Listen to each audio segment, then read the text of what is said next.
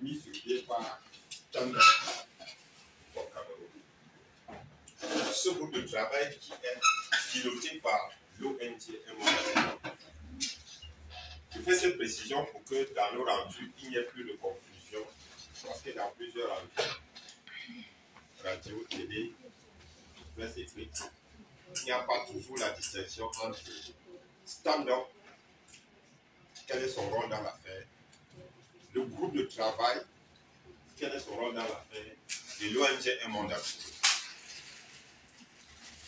Stand-up au Cameroun a mis sur pied un groupe de travail et a confié la coordination à Un Monde à venir. Et les missions de ce groupe de travail, comme vous le savez, c'est de faire le point chaque mois sur l'état des lieux du respect, je préfère dire ça ainsi, des droits de l'homme au Cameroun.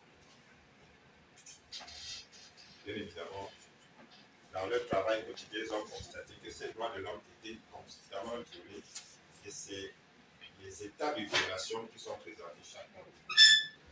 L'objectif étant que la presse s'en saisisse, utilise ces données pour faire des papiers, pour interpeller les autorités, pour organiser des plateaux de débat, afin que la population soit au maximum sensibilisée sur ces droits de l'homme. Ce que c'est que leur droit, comment est-ce qu'elle devrait, cette population, les revendiquer quand c'est possible, en même temps rappeler chaque fois à l'autorité étatique.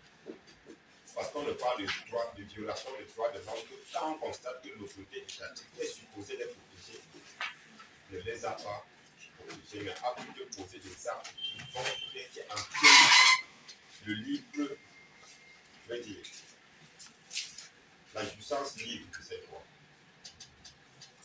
Nous sommes aujourd'hui à la 6e rencontre, si je me trompe. Et comme d'habitude, on va faire une présentation des faits.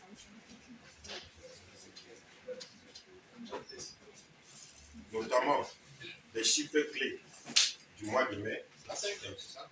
Nous sommes en juin. Là, on va compter les mois. Oui, puisque chaque début du mois, on présente les étapes du mois précédent. Ouais, on le voit comme d'habitude, la présentation synthétique du rapport mois de mai 2021 avec des chiffres clés de l'évolution de la situation sur la période janvier à mai 2021, quelques cas identifiés sur la période du Cameroun. On va également revenir sur les focus qui sont en réalité les cas en instance. Comment est-ce que c'est en train d'être géré? On va également revenir sur les recommandations qui sont chaque fois faites aux autorités par rapport à toutes ces violations. Et la dernière partie de notre rencontre sera consacrée aux échanges, questions-réponses. Et pour finir, bien évidemment, on pourra avoir ce que vous appelez souvent la prise de son. Bienvenue une fois de plus. Je vais, de ce fait, demander d'abord un court instant qu'on se mette debout pour rendre hommage à la patrie avec l'hymne national.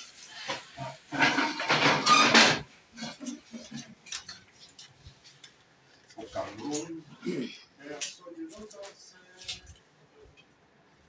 1, 2, 3, chante. Au Cameroun, personne ne nous enseigne.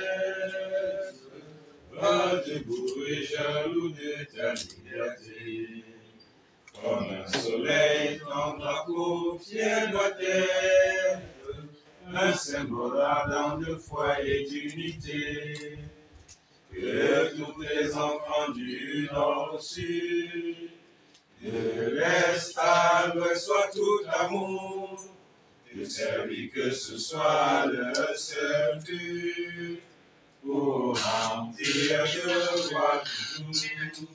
Chère patrie, chère chérie, tu es notre seul et vrai bonheur, notre joie et notre vie. à toi l'amour et le grand honneur. J'ai pas pris tes chéris, tu es notre seul et vrai bonheur, notre joie et notre vie, à toi l'amour et le grand honneur. Merci pour bonsoir. Vous êtes des voyants comme je vais tout de suite, en attendant que ce dernier confrère ait place.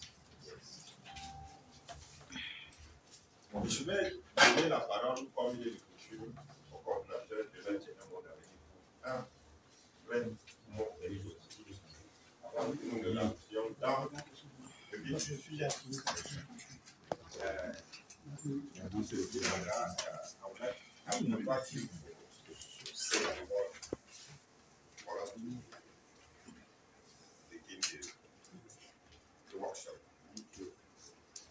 Bonjour à tout le monde. Bienvenue une fois de plus à ce rendez-vous désormais mensuel qui nous réunit autour des questions de l'homme. Et comme tous les mois, il y a toujours au moins un nouveau média qui arrive. Je me dois donc de rappeler à chaque fois que ce rendez-vous mensuel se tient dans le cadre d'un groupe de travail qui a été mis en place par le mouvement Stand Up for Cameroun que vous connaissez tous.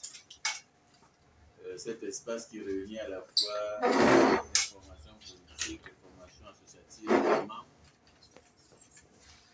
et qui s'est fixé pour cap obtenir une transition politique au Cameroun dans le but de répondre les institutions, de garantir une meilleure gouvernance à tous les citoyens camerounais. C'est donc le stand-up qui anime de façon globale ce groupe de travail, qui réunit, lui, par contre, d'autres organisations, pas forcément membres de stand-up au Cameroun, mais qui travaillent sur les droits de l'homme, qui réunit également des chercheurs, des universitaires et d'autres formations politiques qui veulent bien, qui s'intéressent aux questions des droits de l'homme. Donc, le groupe de travail est plus ouvert et intègre essentiellement des acteurs qui ont un souci de voir notre pays améliorer, n'est-ce pas, le respect des instruments internationaux. Donc, une fois encore, ce mois de mai passé, sur le rapport qu'on vous présente aujourd'hui, sur le rapport du mois de mai, il a été produit suivant le même schéma, c'est-à-dire l'exploration des rapports d'autres organisations, des plateformes d'information sur les droits de l'homme, et aussi un travail fait sur le terrain par les membres de ce groupe de travail. Et ce mois de mai nous a permis de faire des constats. Et le premier constat, c'est que malgré le travail de plaidoyer qui est fait par le groupe de travail, parce que je dois aussi vous dire que Stand Up au Cameroun ne se contente pas seulement de produire ce rapport mensuel tous les mois, mais il y a un autre volet qui est le volet plaidoyer qui consiste à aller vers les autorités camerounaises pour leur présenter physiquement notre rapport et discuter sur son contenu. Malgré ce travail de plaidoyer, donc, nous a déjà conduit à rencontrer le ministre de la Défense, et aller également au ministère de la Justice et des partenaires du Cameroun également. La situation ne s'améliore pas. La situation ne s'améliore pas. Ça peut nous laisser croire que nos autorités, nos administrations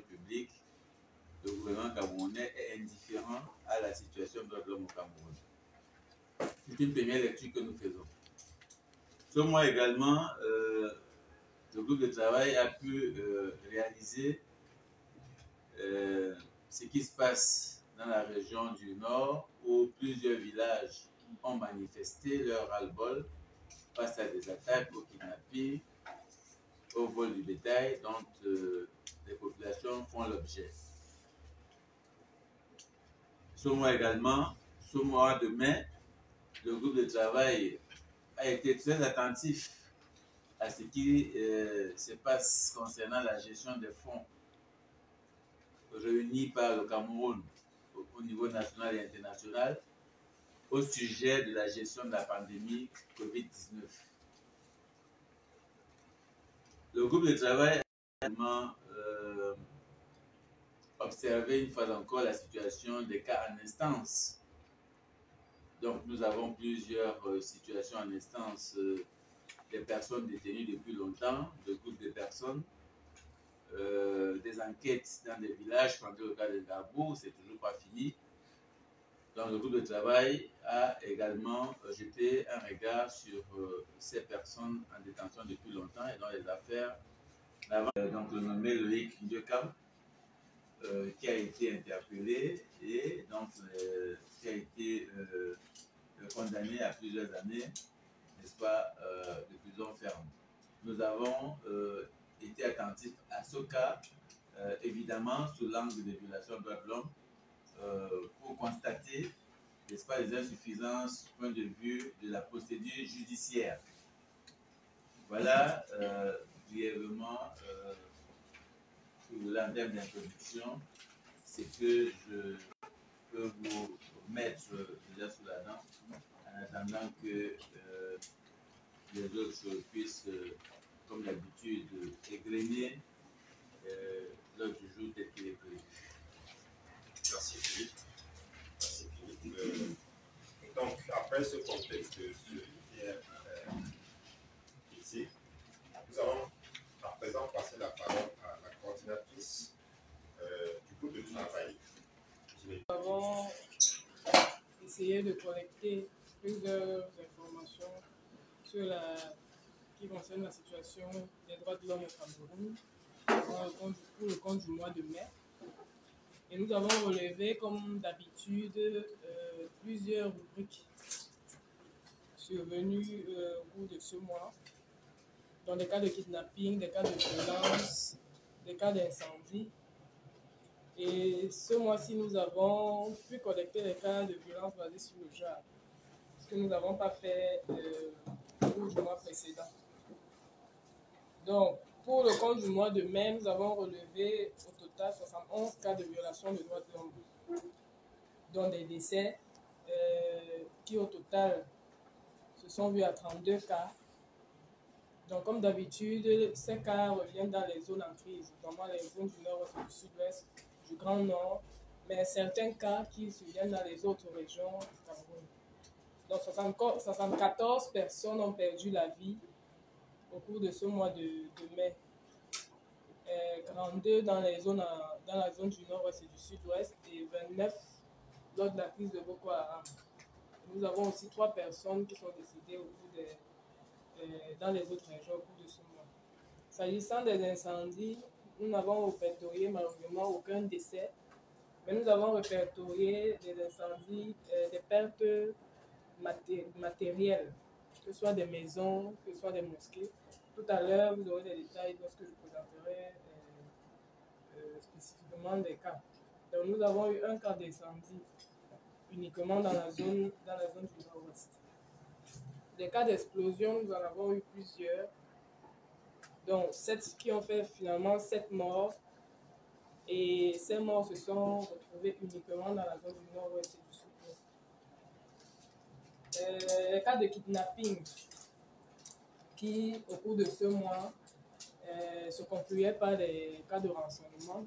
Nous en avons répertorié 5, dont 30 personnes qui ont été kidnappées, dont 23 dans la zone du nord et du sud-ouest, et 7 dans la zone de Boko Haram. Les cas de violence, nous en connaissons plusieurs, vraiment quotidiennement dans notre pays.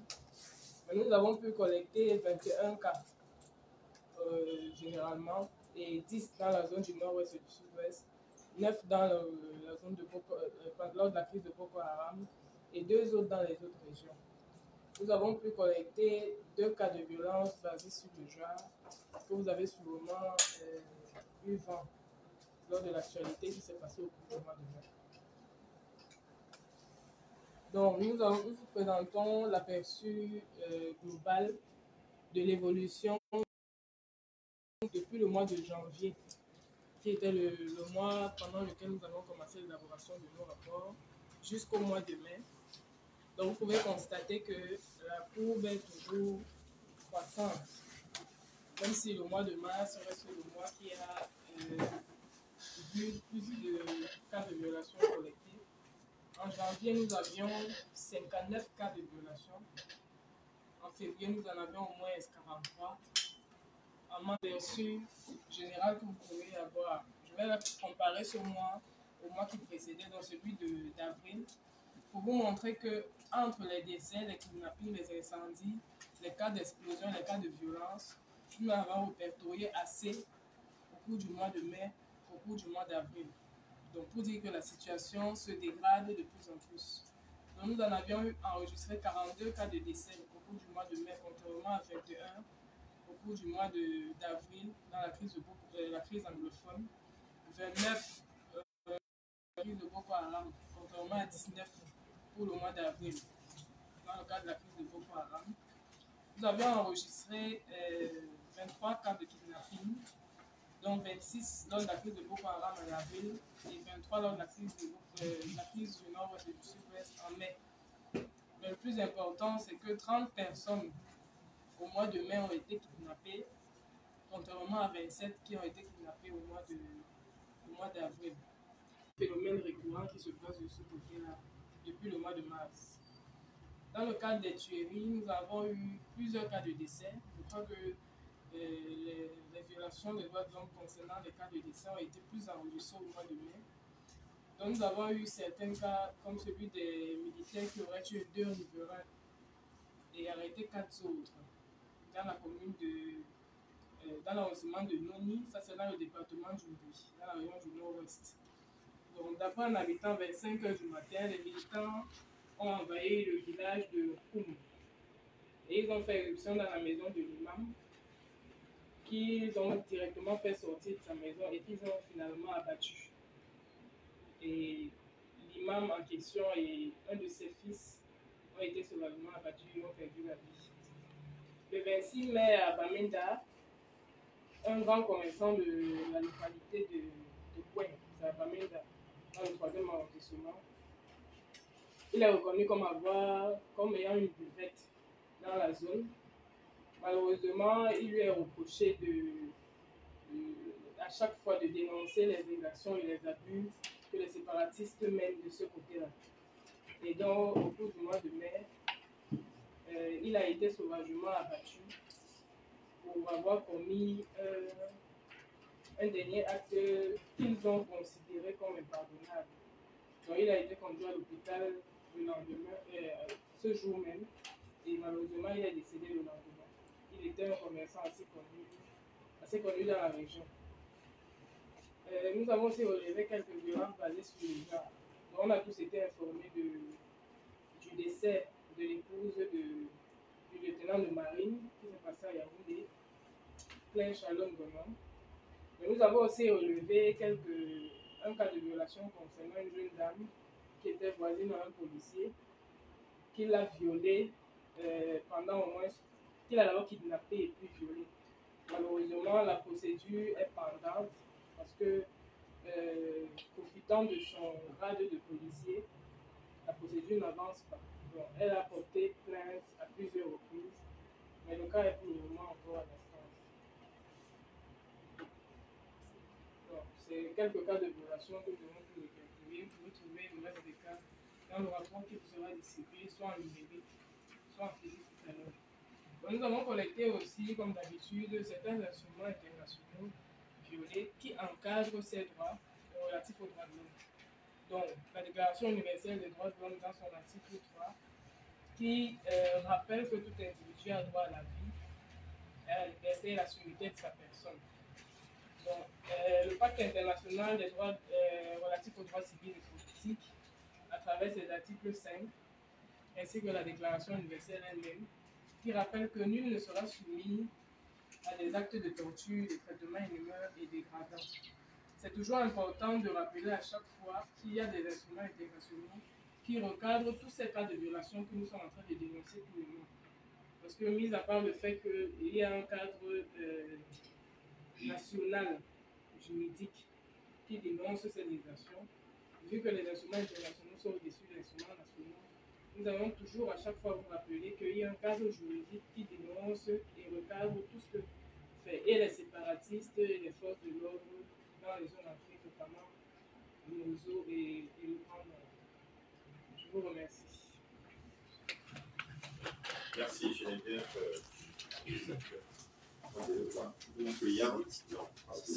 pour cette présentation. Chacun dit donner son appréciation. We now call on merci. Merci to tell us about some authentic cases in the courts. Cases who have been filed and what have been done till now. C'est-à-dire que merci va nous parler des cas qui sont pendants devant les juridictions, ce qui a été fait, ce qui reste à faire et ce qui est attendu. Merci. Thank you and good morning and welcome once more.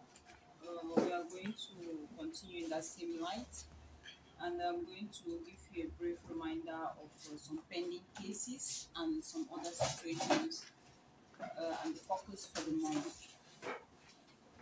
So the key points we are going to talk on here is the situation of the 4 militants of Stand Up for Cameroon who were arrested in November, those of the MRC activists arrested in September rather, who were also arrested last year, September. We are going to talk on the focus, which is the detention condition, very poor detention conditions that we have. Then we are going to have a little bit information on COVID gates.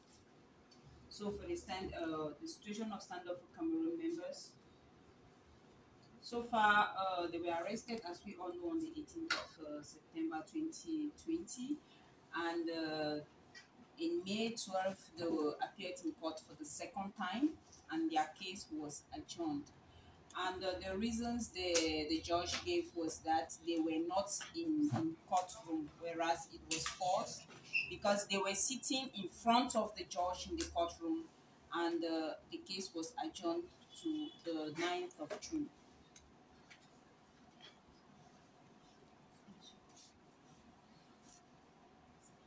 The situation of MRC activists, they were also arrested on the 22nd of September, and today those in Yaoundé were in court, and their case was adjourned to the 22nd of June, same with those in Douala.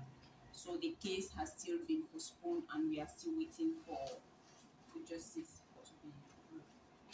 Now we are going to talk on the detention conditions in Cameroon, and we took for as a sample the New Bell prison. Nationwide, detention centers are in a very deplorable state. And following the international law, it states that persons who have been deprived of their rights should be treated with humanity. But in our case, we see that it is just the opposite of what has been established, and we are not respecting it. So far, the prison conditions here is so bad, such that normally the prison of New Bell was constructed to accommodate 700 inmates, but today, according to Amnesty International, we have 3,473 inmates. But according to the detainees, because we had some exchange with the detainees, they said there are at least 5,000 of them in the prison, the New Bell prison. And with this congestion, with this mass population in the detention center, it makes it very difficult for them to have their accommodation. And so most of the detainees are forced to pay a sum before they can have a space to sleep. So you see here that they have a lodging fare which ranges from 4,000 to 300,000 francs for VIP. And I rest you assured that some of them do sleep on the floor. Those who don't have, some sleep outside. And those who pay 4,000, they sleep on the floor in the building. But those who don't have, they sleep on the benches and in the open air. Then they are supposed to be well fed, but they have food just once a day. And they depend totally on their family members. Most of them depend totally on their family members, and it is very difficult for them for the family members to be able to meet them, because each time you go there, you find yourself spending at least 1,500 to 2,500 CFA francs before you are able to see your loved one in detention.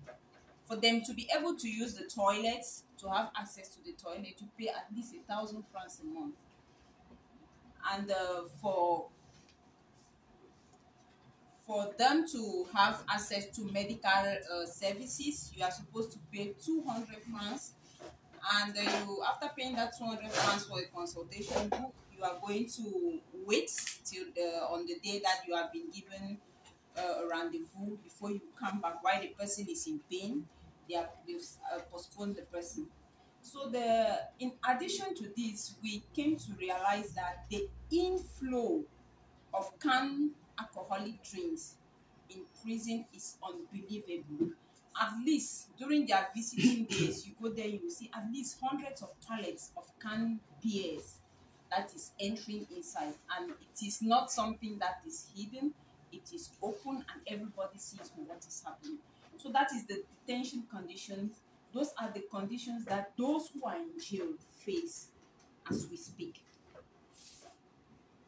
We are going to have a little brief on COVID Gate. We all know that is what has been on air all this time around.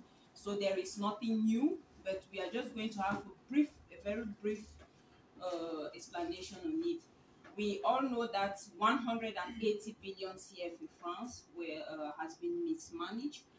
And because of this mismanagement, we have been able to lose so many Cameroonians, because they couldn't have either access to test kits, they couldn't have access to medications, and most of the focus was diverted to COVID, and other medical services were abandoned, and giving a lapse, because you see those for the dialysis, they are revandicating, they don't have medical facilities. So all the attention has gone to COVID, and other sectors have been forgotten.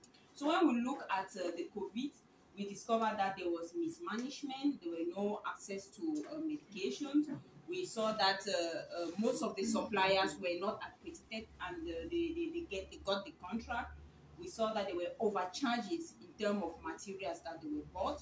We saw that most of the materials that had already been signed, that money has been disbursed. There was no delivery with respect to that. And so there was no reporting, because in the initial agreement, they were supposed to be reporting after 6 months to see how the situation is evolving, to see how much has been spent, what is pending. And up to today, nothing is done, just for the fact that they had to request for another fund, then they had to go for an audit. So we come to realize that our system is going down the drain, because we are not meeting up, the government is not meeting up with its objective, and it is seriously affecting the population of Cameroon. So this is what we have for you today in terms of pending cases and the focus for the day. Thank you. Merci. Oh, thank you, merci. Que ce soit bien distingué. Je voudrais juste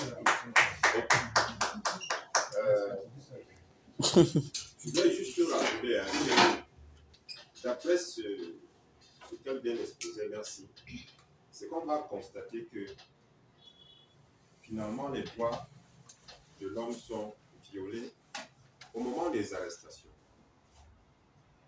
violé au moment de la conduite des procès, violé au niveau de la détention. À tous les niveaux, il n'y a vraiment rien qui est respecté.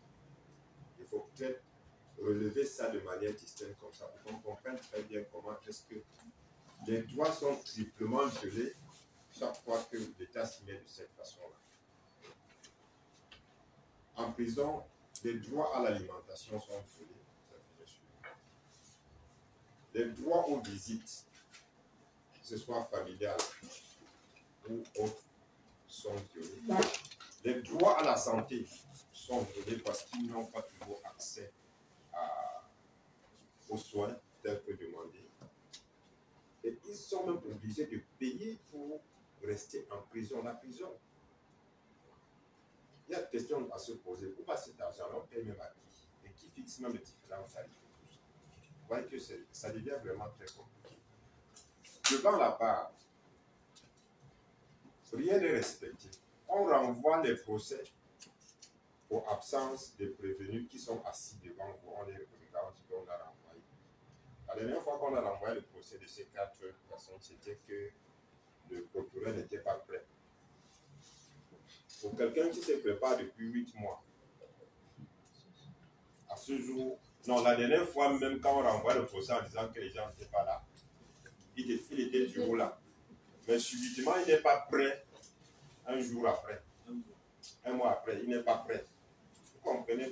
Donc, c'est vraiment des situations que si on ne relève pas avec insistance, parce que ça se nourrit et ça vit du silence.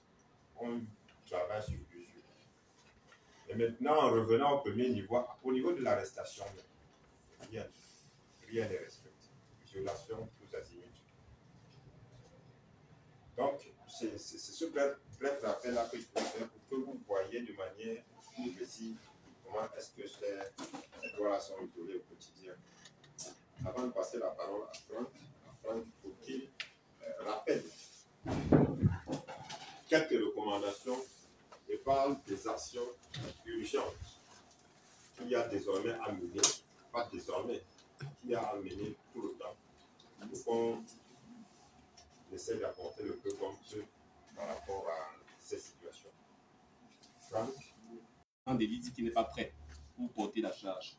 Donc, ici, on va rapidement rappeler un ensemble de chantiers sur lesquels nous sommes en train de travailler, très précises, des articles, des références qui renvoient à ce qui peut être fait concrètement dans la situation actuelle. Il y a les traitements de torture et de privation des gens de leur dignité. Là aussi, notre rapport propose des choses sur lesquelles les autorités peuvent avancer. Et beaucoup de personnes sont arrêtées en violation de la loi. D'après notre propre loi au Cameroun, quand la forme est grossièrement violée, le fond ne suit pas. Donc là aussi, une partie a été rappelée par Merci, mais le rapport présente des situations concrètes de gens qui sont en prison depuis des années et qui ne respectent pas le droit camerounais. Et bien sûr, nous insistons encore sur le fait qu'il n'y a pas de paix possible sans justice. Il n'y a pas de justice si la lumière n'est pas faite sur des situations sur lesquelles le gouvernement refuse toujours de se prononcer. Parmi ces situations, il y a bien sûr celle de vos collègues, Ouazizi notamment, mais il y a bien d'autres citoyens camerounais qui sont dans cette situation. Donc, on a des recommandations pour l'État camerounais. Au niveau de la communauté internationale, représentée par les organisations internationales telles que l'ONU, l'Union africaine, représentées par les États qui sont partenaires du Cameroun et aussi par les organisations non gouvernementales mais internationales, il y a des suggestions, des propositions que nous faisons, notamment de nous aider à mettre la pression sur ceux qui sont les acteurs de ces conflits, qui s'opposent à la paix, notamment en prenant des sanctions sévères. Je crois que récemment, on peut dire qu'on a été entendu avec le gouvernement américain qui a fait des annonces. On attend de voir les applications. Mais il y a aussi, en dehors de ces sanctions sévères sur les acteurs de la guerre, dont les ennemis de la paix et du respect des droits de l'homme, d'autres choses très concrètes qui sont de l'ordre, je crois, de 9 grands axes dans le rapport, mais qu'on a résumé ici, comme par exemple appuyer le dialogue, mieux vaut le dialogue que la guerre, appuyer les processus de cessez-le-feu. Il y a beaucoup d'expériences qu'on a observées en Afrique et dans le monde qui peuvent se produire au Cameroun. et continuer à soutenir tous les efforts des acteurs internes qui visent à enquêter, documenter, mettre en lumière l'écart qui existe entre les provisions qui existent dans nos lois et dans les traités internationaux et la pratique malheureuse des différents acteurs de ces conflits-là. Donc là aussi, dans ce rapport, vous pouvez revenir là-dessus et voir la matière que nous proposons et qui peut changer la vie des Camerounais. Donc assez rapidement, nous avons aussi certains groupes non étatiques qui sont des groupes armés, qui sont les acteurs du conflit.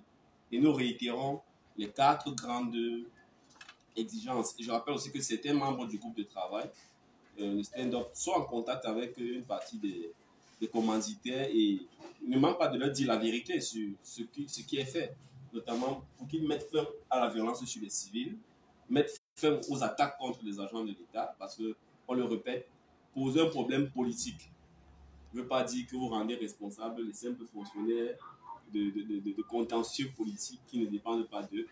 Et en plus, renoncer à l'utilisation de la violence pour servir leur cause politique.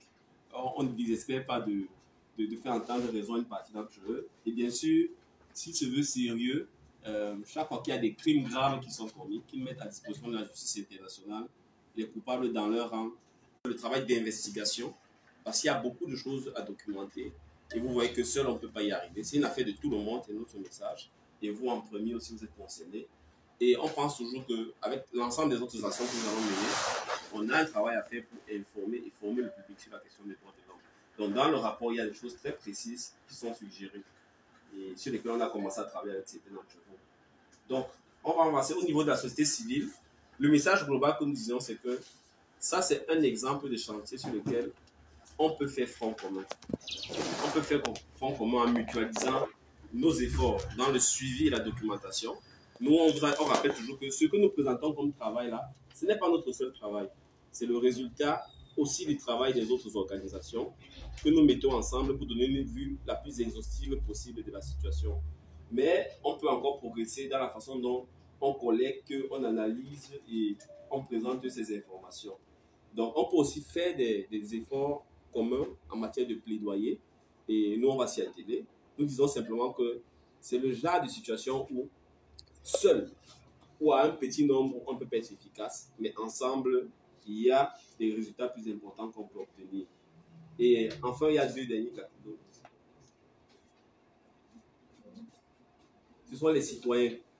Donc, les citoyens, je crois qu'on va commencer, là je passe sur le contrôle des coordinateurs du groupe de travail, à faire des interpellations beaucoup plus précises à partir de ce mois, à travers les campagnes qu'on va lancer.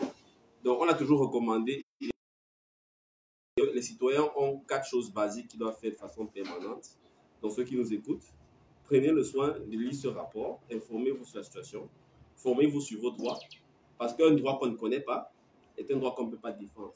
Combien d'entre nous, quand ils entrent dans une administration, quand ils entrent dans un commissariat, ils sont victimes d'un abus? Combien sont équipés pour se défendre? Et parfois, quand on essaie des autorités pour que des améliorations soient faites. Donc là aussi, ça veut dire que quand vous nous écoutez comme ça, quand vous voyez ce rapport circuler, entrez en contact avec nous. Plus nombreux on sera en tant que citoyens conscients de nos droits, les défendant, mieux la situation se portera pour nous tous. Mais je terminerai de façon concrète vis-à-vis des citoyens avec... voilà. C'est quelque chose, c'est vraiment un appel. C'est un appel à soutenir. Je suis sûr qu'il y a des gens qui nous écoutent. Il y a des gens qui vont recevoir dans leur WhatsApp ce rapport. Mais pour que ça change, il faut que vous entrez dans le train, dans le groupe de ceux qui concrètement contribuent. Donc nous, ici, on suggère de soutenir les personnes qui sont d'abord victimes de ces violations. Et je crois que les organisations qui défendent les droits de l'homme, elles sont dans toutes les villes. Et elles font un travail très important auprès des victimes. Le soutien peut être matériel, il peut être financier. Il peut être même technique, avec des idées, avec votre expertise. Il faut aussi, parce que vous voyez, on fait ce rapport, mais vous n'imaginez pas le travail et les moyens qu'on met ensemble. Nous pensons qu'il n'y a pas un pouvoir qui soit au service des populations s'il n'y a pas des contre-pouvoirs qui eux sont forts et bien organisés.